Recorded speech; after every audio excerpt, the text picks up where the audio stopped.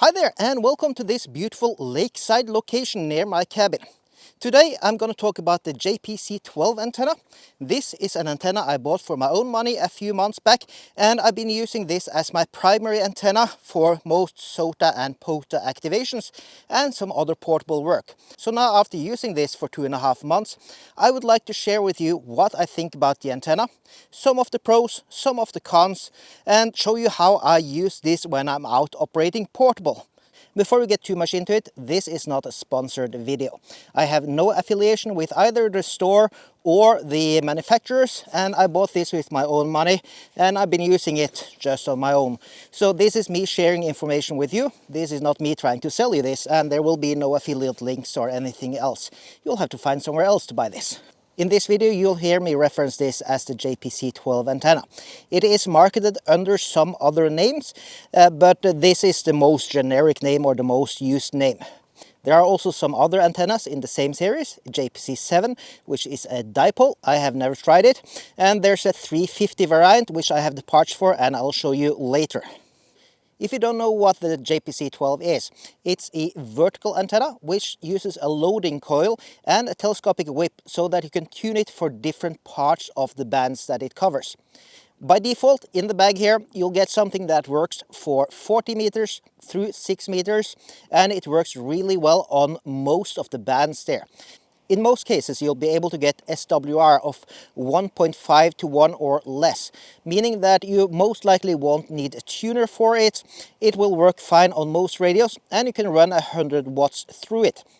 You can of course use a tuner if you want a really nice match, but my experience is that you really don't need this. So what's in the bag when you get it? Well, it looks something like this. It's a small portable bag, something you could bring on an airplane, sans the big spike in there, and it's a nice cloth bag and it's fit for this usage. So in the bag you'll find a few parts. Firstly, you'll find 4 of these tubes. These are the main or the most stable part of the body. They have a male thread in one end, female thread in the other. These are M10 threads and they're pretty standard. These are not very heavy. They're hollow tubes. I'll get to that later. And they are something you use depending on which band you're going to go on. For 40 meters you use 4 of them. For 20 and 17 meters you usually use 3 of them, and so on. So these are configurable static lengths that you can add to your antenna. Below that you have this little nice part here, and this on top here you place your antenna. On the bottom here you'll place a ground spike and also a ground plane. So this basically just splits the positive on the center of the SO239 so that it goes up on top here, and it splits ground and isolates it so that it comes out the bottom. Pretty simple.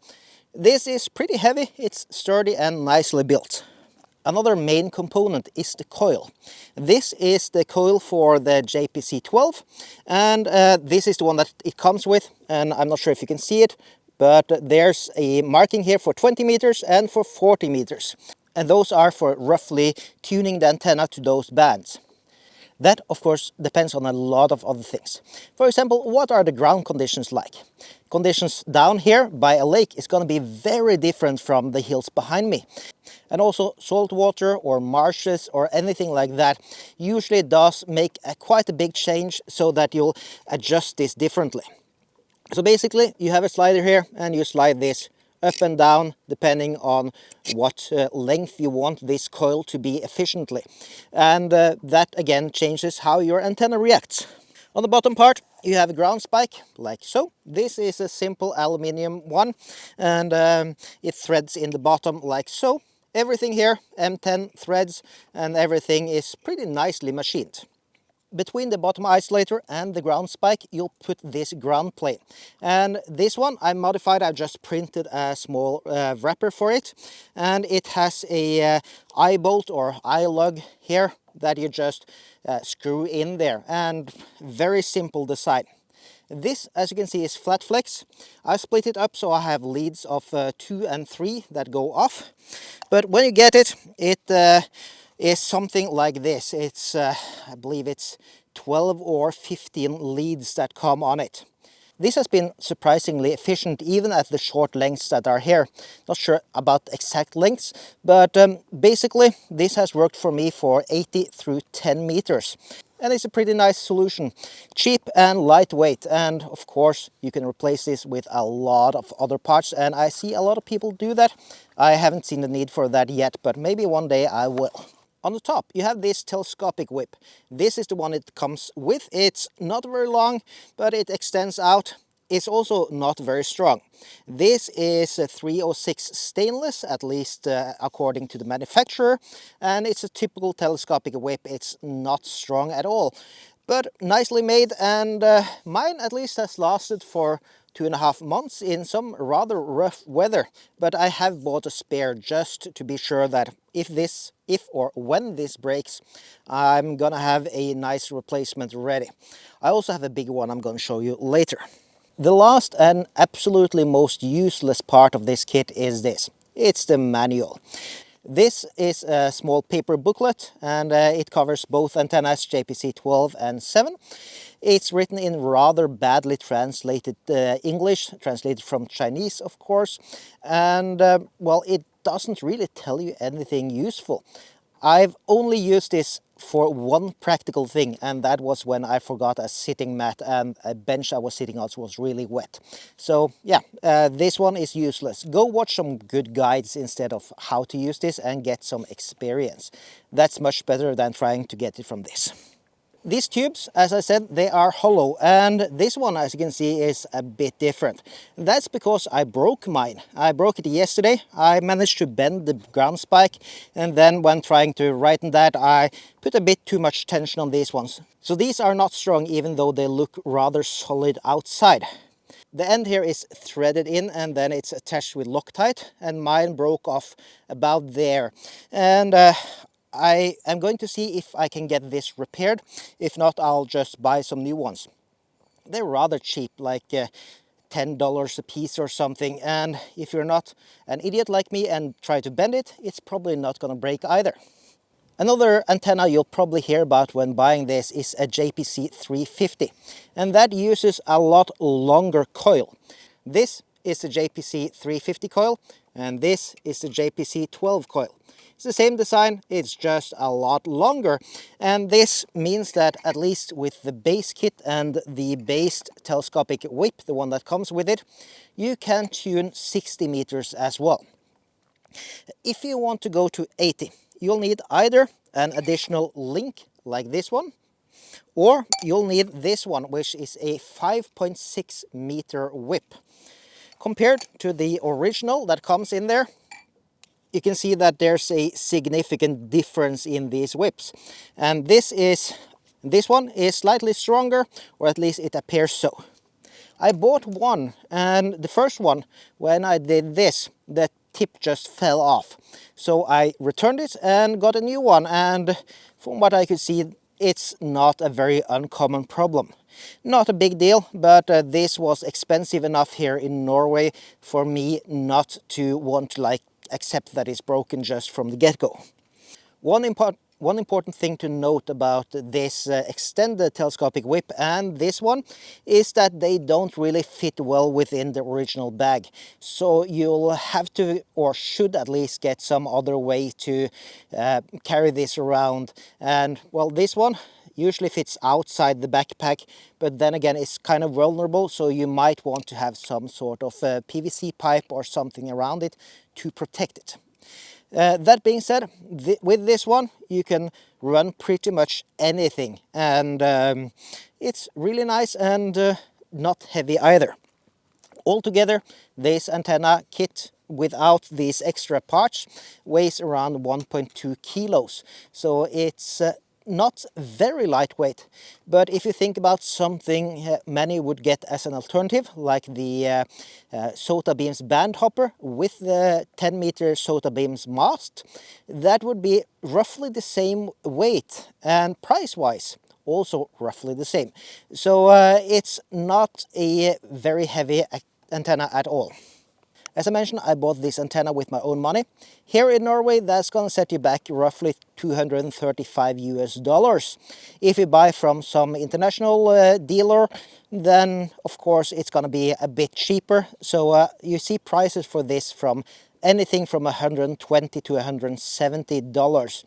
But from what I understood, there's also a lot of variety in the build quality on these ones. There are a lot of people making them, and some of these copies are rather bad compared to the others. So don't go for the cheapest offer and get something proper. And when you're buying from a good dealer, of course, you have no problems with returns and that kind of stuff. So get it from somewhere you trust it, like any other radio gear. In the bag, I always keep some additional things as well. For example, I always have the coax in there for this antenna. This is a short run of coax, 2.5 meters roughly, and I have PL259s in both ends. Rather generic stuff. Everybody has it, but this is a safe place to keep it. One important thing to note is that when you're doing digimodes with this antenna, you may want to have ferrites on the cable, especially if it's this short. You'll probably want to have that. In my experience, I've had problems with the radio resetting or the interface resetting, and yeah, some other issues when I don't do that. So for my digimode operations, I bring a different cable than that. When I'm tuning the antenna, which I'm going to show you later, I always use this. It's a NanoVNA, and this is also something I bought last year. I haven't used it very much, but for this has really found its home. And this is just a simple antenna analyzer. There are so many other options.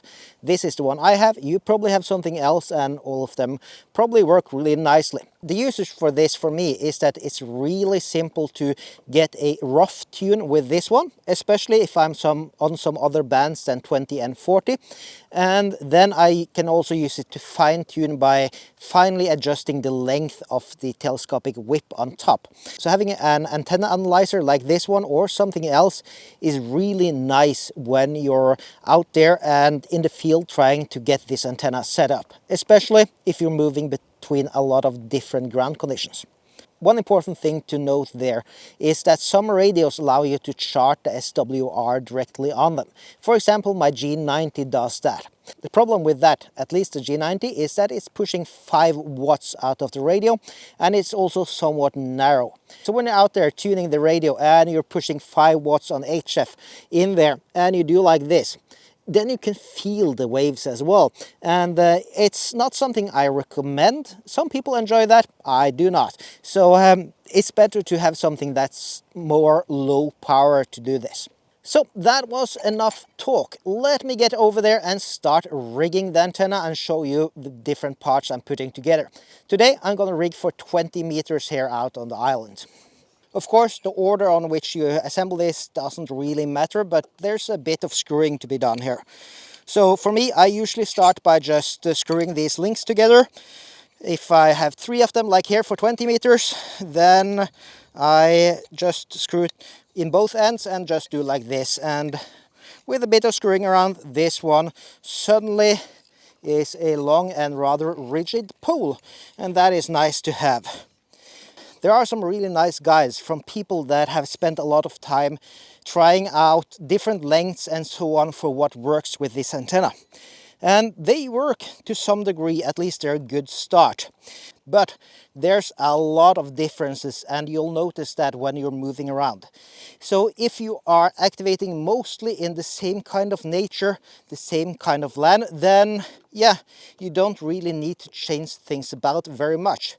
But if you're moving from mountains to lakes to the ocean, out to marshes, well, between every kind of nature like I am, then you're gonna see that those guides are good starting points, but you'll have to do something more yourself. That's why I have the NanoVNA with me.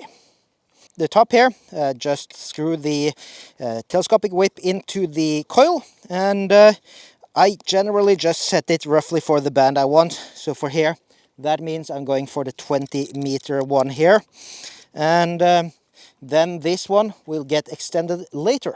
So this goes on top of these harder links or the tubes. So do like that. And this can be a bit harder, for example, if it's really cold. These ones contract a bit too much, and that means that you won't get the screws either in or out. So that can be a bit cumbersome. The next part then is this ground plane, and I have this just coiled up on here. Flat flex like this is not made for this purpose. It binds up a lot. There's a lot of friction between the leads, so there's always a bit of mess. So I am going to replace this with something else down the line, but for now, no, not going to bother doing that. Then this one goes into the isolator in the bottom, and the isolator, it has two female sockets, one in each end. So the first time I assembled this one went in backwards. But the ground part is made so that when you're holding it like that, you can actually read the text. So that's pretty simple when you get used to it. Then this one simply slides on there and slides on here. Pretty nice solution. And you just screw this on. And then that goes on here. And as I mentioned, the order which you do this is completely irrelevant. Just do what you're comfortable with that. And then with the spike on the end here, you just have to find somewhere where you can poke this in. And I'm going to try a bit around here. This completely hard, probably either still frozen or there's rock below it. So I'm just going to go in here. And this is something to be aware of. If you're doing this in a parks on the air area, this may not be okay. This could, in theory, be illegal. You could be destroying grass or some other plants. So just be sure that you have the permission or the rights to actually push this into the ground so that you're not damaging anything. I've also had problems getting this in the ground. That's one of the drawbacks with this antenna. It is not suitable for winter operations. When the ground is completely frozen, you are not getting that in there. And if you are able to get it in, you actually risk it freezing in place so that you'll have problems getting it out without damaging it. Now, I just usually extend this fully for 20 meters, and then I can do some fine tuning afterwards. And then I just take these ones, try to untangle them as much as possible, usually by just taking one at a time, and I spread them out. For this case I have 3 of them, but it does come with enough to make 4. So I spread them out so that they're nicely distributed around the antenna. And that may of course be very different depending on your conditions and how you're able to mount it. And then at the end I'll just put the coax in there.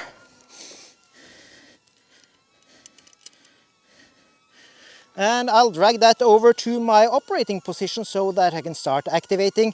Before I get to operate though, I need to tune the antenna. And to do that, I turn on the NanoVNA and I set it so that it shows a much wider area than the one I'm going to use. So in this case, I'm setting it so it operates from 10 megahertz and up to 18. So that just shows a nice little dip. You can set the marker so that it tracks it, and there are a lot of nice guides for how to use this. So the results I got by just putting this antenna up here and mounting it is a perfect match down at 14.068 megahertz, and that is 1.07 to 1 SWR. But it does move a bit when you're moving around. That depends on the ground conditions where you're operating. So for me, I'd like to shorten this slightly, and I'll just finely tune it like this. Of course, SWR goes bonkers when you click like this, but you don't feel it. So for now, I'm at 14.290 with 1.2 to 1 SWR roughly. And for me, that is more than good enough. And then I can just plug up the radio and start operating. So let's get on the air and just try a few QSOs on 20 meters. The bands are rather rough today, but hopefully I'm gonna get a few QSOs anyways. I started using this with my Zygo G90 for my trip to Belgium, and there it worked really well. Now I'm using it with an FT891 running 100 watts through it, and it's also rated for that. It works really well, but when you're running 40 meters and probably also 60 and 80, then the loading coil gets rather hot. It's not scorching hot, but you are wasting quite a lot of power on those bands. And it's nice and hot in winter, but maybe not where you want to put your power. So let's see if I can hunt some SOTA or POTA station here. You can see it over there, but the SWR matches rather nicely. And if not, I would just go back and forth and tune it a few more times.